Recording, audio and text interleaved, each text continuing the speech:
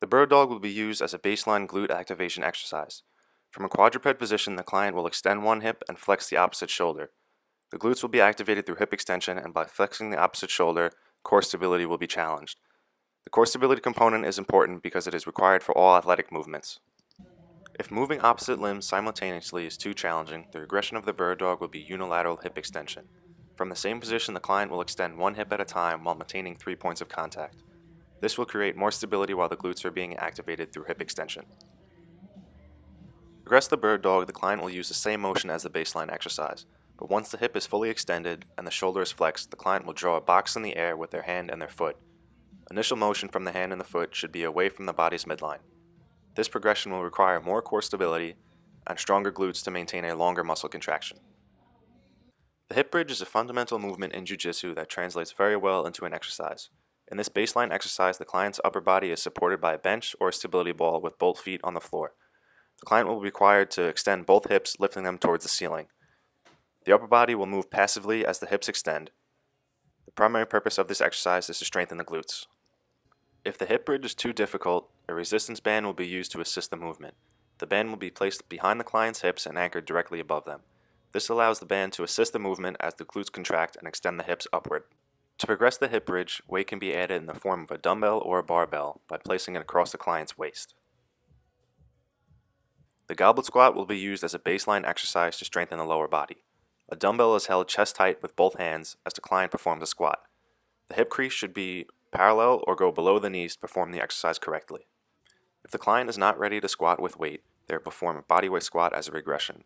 Movement remains the same as the baseline, however the hands can be in any position that will provide the most comfort for the client.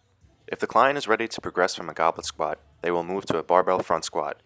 This allows for more weight to be added and challenges the body even more. With majority of movements in Jiu Jitsu occurring in front of the body, it is important to strengthen the back muscles in the gym to prevent injury and improve posture.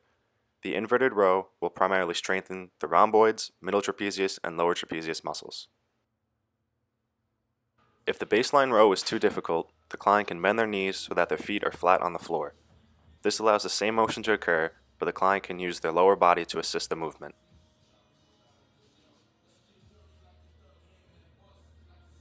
When the baseline exercise becomes too easy, the client can progress the exercise by placing their feet on top of a bench, putting them in a declined position. With the lower body out of the equation, the range of motion is increased, and the movement must come primarily from the rhomboid and trapezius muscle contractions.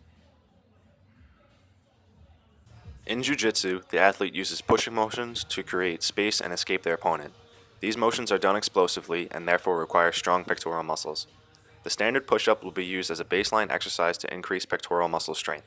If the client is unable to complete a standard push-up, the incline push-up offers an easier alternative.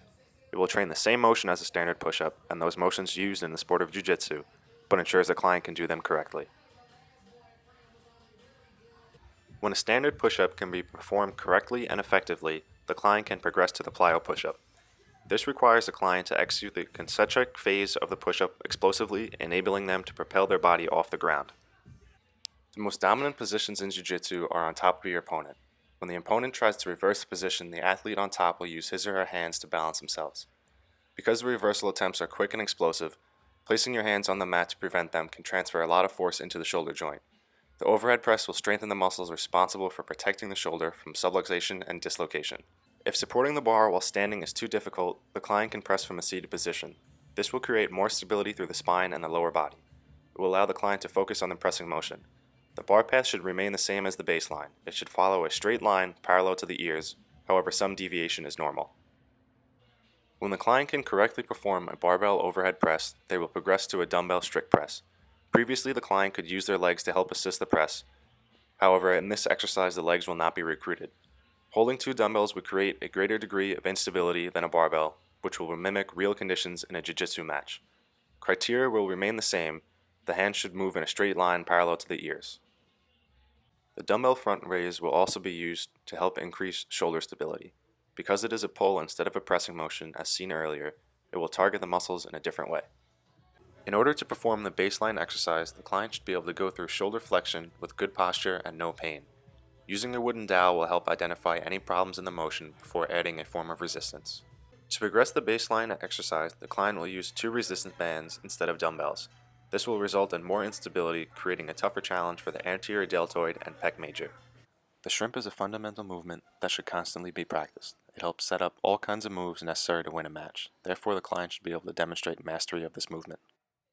If the client cannot shrimp correctly, they will focus just on the knee extension. They should be able to scoot down the mat in the same way as the baseline shrimp, but without the hip movement. To progress the shrimp, it should be done with an opponent.